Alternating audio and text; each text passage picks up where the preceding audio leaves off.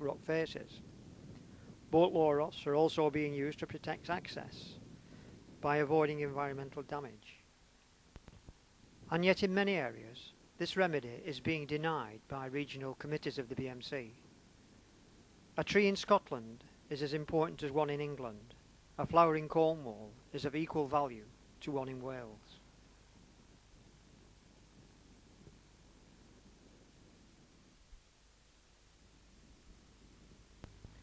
This is Llanberis Pass, North Wales. This is the Cromlech and Cenotaph Corner, a very famous rock climb. At the base of the corner was once a large area of trees called the forest.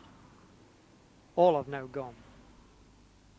To its left is a large area of barren rock, once covered in trees. One climb called Spiral Stairs had 6 trees to belay on. These are the last remaining trees on top of the corner. Panning out and now looking at the scree slopes below Cenotaph, the white marks you can see are footpaths caused by climbers ascending and descending to the crag. Just imagine how lovely this would have once looked 30 or 40 years ago, covered in the brackens and heathers. If we'd just had the foresight to make one path up and down this hillside, all this damage would have been avoided. Less than 100 yards to the right is an area of hillside untouched by climbers. This is what the scree slopes below Cenotaph would once look like. One footpath going up this area would have little visual effect and would have enabled future generations of climbers and hill walkers the pleasure of seeing it untouched.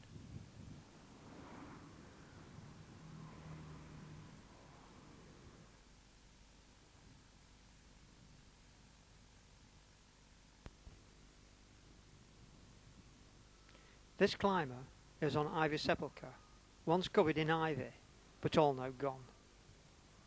I asked him why he had abseiled from the tree at the top of the first pitch. He said he didn't want to climb the very easy and scrappy top pitches, nor did he want to scramble down the gully behind the crag, and his feet hurt him. I asked him if a bolt or chain lower off near the tree would have spoiled his day. No, he said, it would have made it better, as then he wouldn't have had to use the tree, and it wouldn't have made any difference to his climb at all.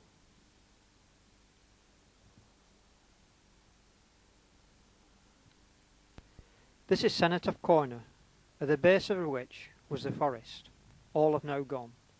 Not one tree root remains to show that they were here.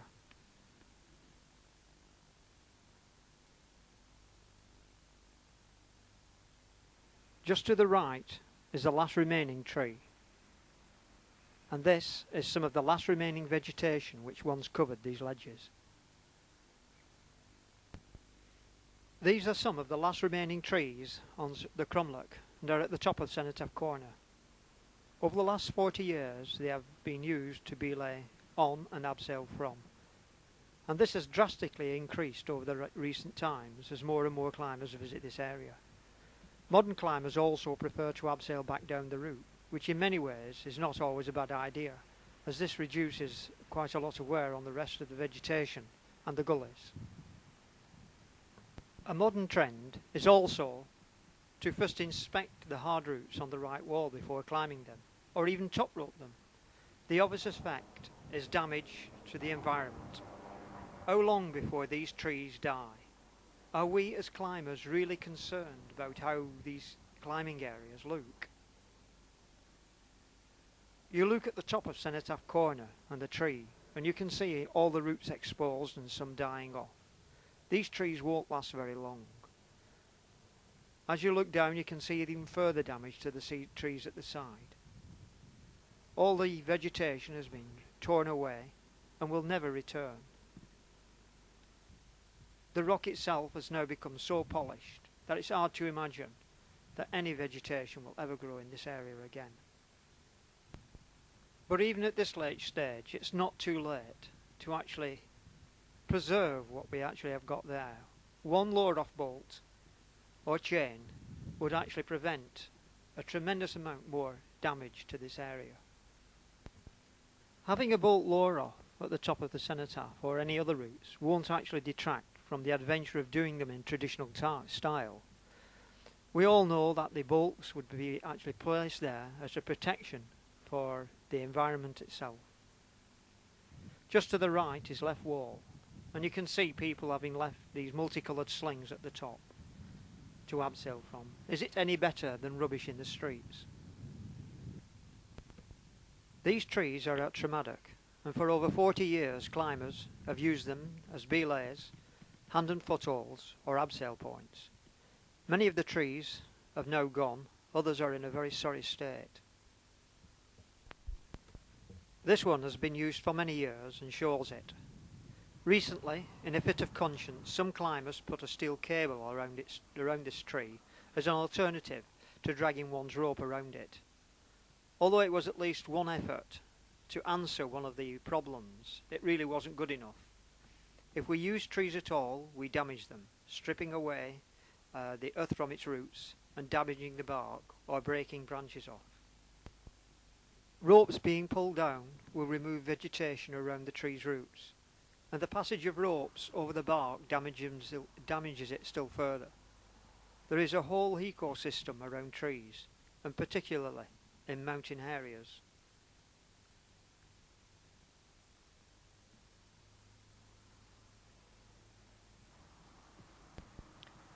This is Christmas curry, a popular severe. There was once a magnificent large oak tree on this ledge. It is now gone. All the trees on this climb are being damaged and are dying. One of the many tree belays at Tremadoc, showing the distress of being misused. All the earth and vegetation has been removed from its base. Continually used in this way, these trees will not survive, and yet we need not use them in such a way. One bolt or a fixed belay away from the tree would allow it to survive.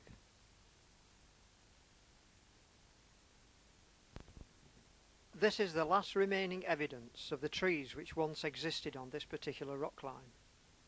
There was once several trees on this route, but all have now been destroyed over the past few years.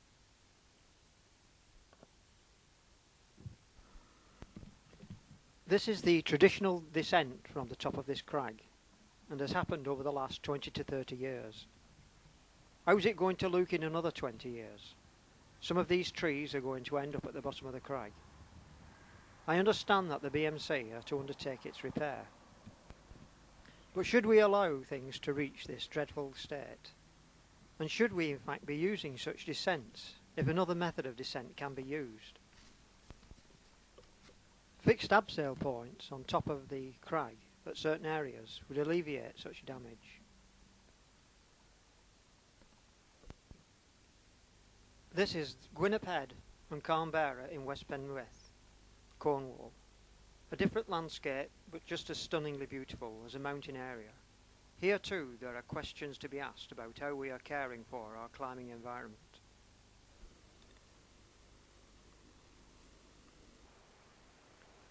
On the very day I was filming in this gully, nature seemed to be putting on a display for me. This was in mid-September, and even at this late stage of the year, dozens of butterflies were visiting the abundant flowers which grow in this gully. It clearly demonstrated the importance of the preservation of such areas.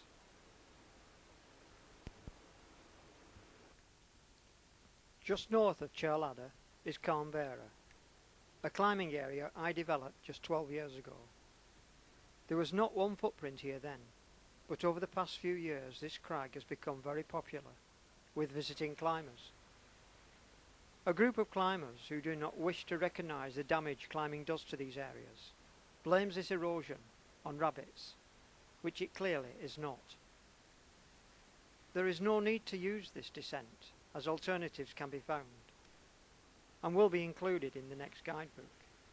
But what are we going to do about the damage which we've already done?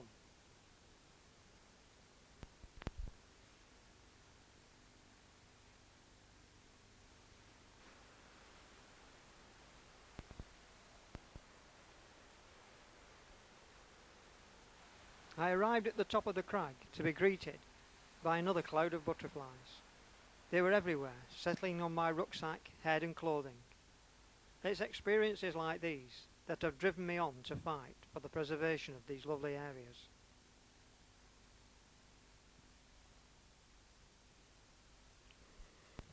This is the top of one of the climbing areas at Carn Barra.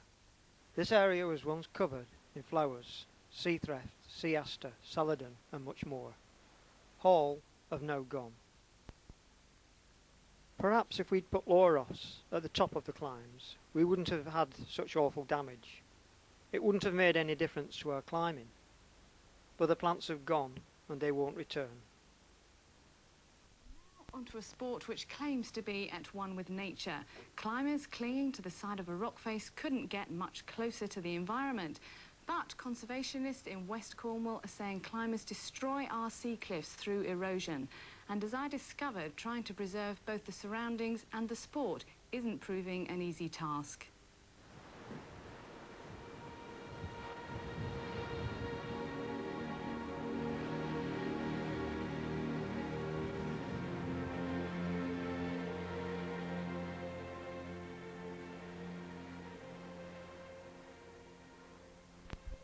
This programme, shown in 1992, clearly demonstrates the misinformation being given out by those opposed to the use of lauros and bolts to protect our climbing environment. They continually confuse the issues of sports climbing with bolts being used to protect trees, flowers and our climbing environment.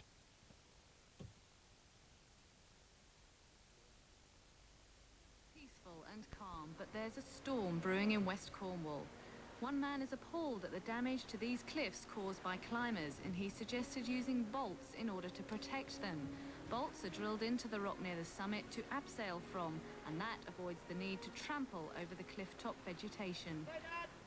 If you look at places like Dewstones, many places around the south coast, look at Bristol Gorge, the Wye Valley, parts of Snowdonia, all the trees are dying because we use them for abseiling from, climb over them, use them as protection.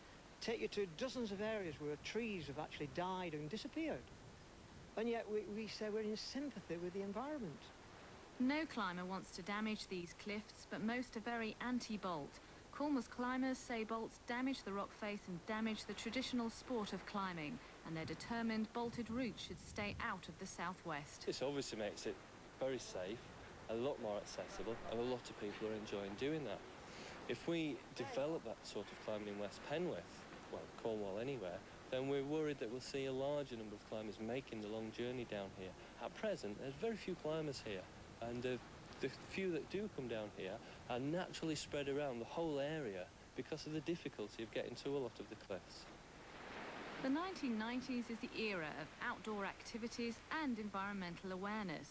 Over the last 5 years, the number of people climbing has risen by 40%. The British Mountaineering Council accept that erosion has increased during that time, and they will agree to the use of bolts in exceptional circumstances. But with so many of their members so anti, their hands really are tied. The area that's causing concern is here, right at the top of the cliff. And the name given to this area is a refusion, where you find plants and flowers here you won't see anywhere else. Now, if you look, you can already see where erosion is starting to take place. Climbers can't avoid walking on this area when they're getting to their routes. It's to protect cliff tops just like this one near Land's End that keeps Roland Edwards putting the pressure on for the use of bolts in West Cornwall. Meanwhile, opponents such as Mike Rain will continue to resist with all their might to protect their traditional climbing.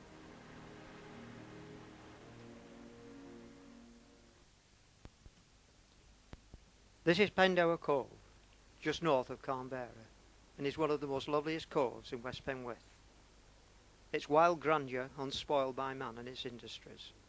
This cove never fails to regenerate my love for nature, and I firmly believe that for others who visit it, it will also do the same for them. We as climbers can visit this type of area without doing any damage. The whole of the top of these crags are covered in very fragile earth and plants. And yet at its base there is no vegetation and it's pristine, cleaned rock. We can actually use this quite happily without doing any damage to the environment at all. This is the onset of winter and the start of the incredible storms which lash this coast. This is quite a mild storm as far as size of waves goes. They will reach at least 4 to 5 times this size. The enormous power of these waves tear away anything which is loose, and wherever these waves reach, no vegetation survives. Of course, we need to approach and exit climbing areas, and these have to be thought out with care, doing the least environmental damage. Most of the time, this is not too difficult. But in the last guide to this area, the access to this cove was used as an excuse to remove environmental law rods and to restrict information to one of the routes in this cove.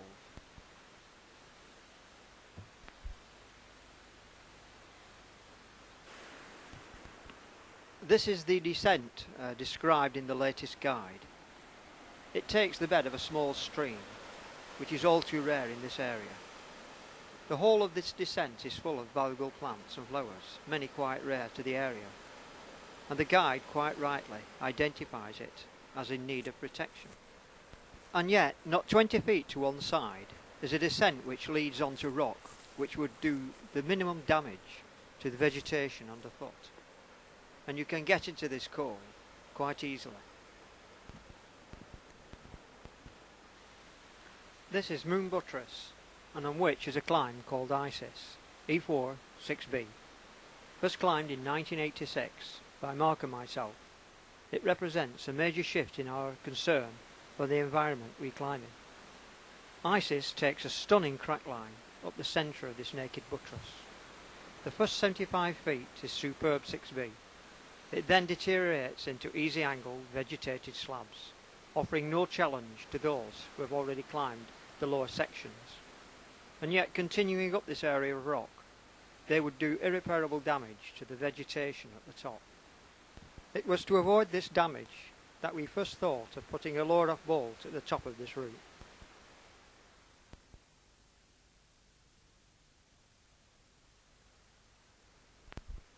These two climbers, Mark and Carl Edwards, are on a climb called Isis. This route is climbed in traditional style, placing runners as protection as you go. There is no need of bolts on this route, which would in many ways detract from its magic. This route has justly become very famous. In the new guidebook to the area, it gets just a brief mention, and we are told that this was done to detract climbers from visiting and climbing this route. One wonders why any group of climbers who say they love the sport of rock climbing would wish to restrict access to such a magnificent climb. Climbers have come from all over the world to climb this rock climb, and up to 1992 none of the flowers and vegetation had been disturbed. The lure off at the top of this rock climb had allowed climbers to enjoy their climb without damaging the environment. Most of those visiting this climb had said that the area itself had added greatly to their climbing experience. Perhaps it had helped in some way to create an awareness of the importance of the environment we climb in.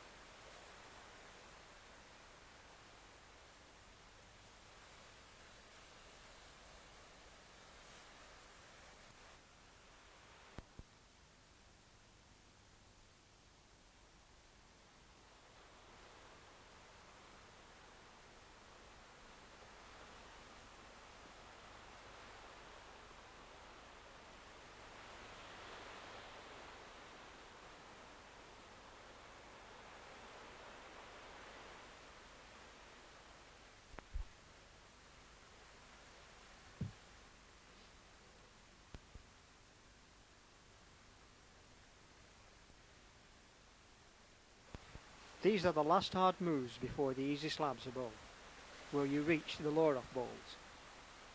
In 1992, Mike Rain chopped these bolts, he says on behalf of the BMC and local climbers. What he left behind was useless metal stumps, and climbers who now wish to climb this route are to either climb to the upper slabs or place an abseil rope from the top, either way causing unnecessary damage to the vegetation.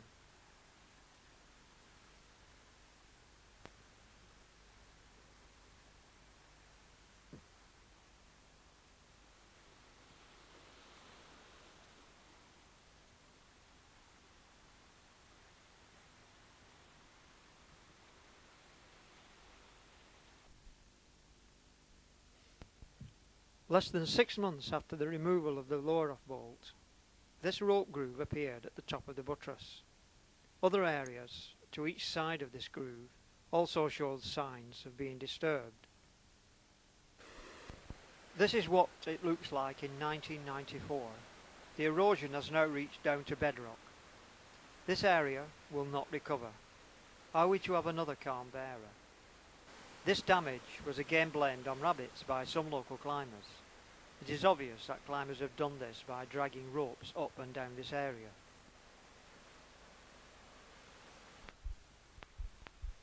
It's not always possible to avoid damage when climbing, but surely we can allow these areas to remain untouched if at all possible.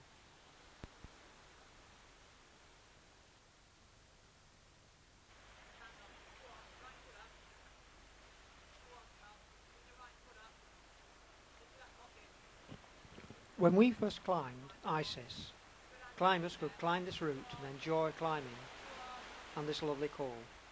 The lower-off bolt played no part in making this route any easier or safer, and I sincerely think that it contributed to securing climbing for the future.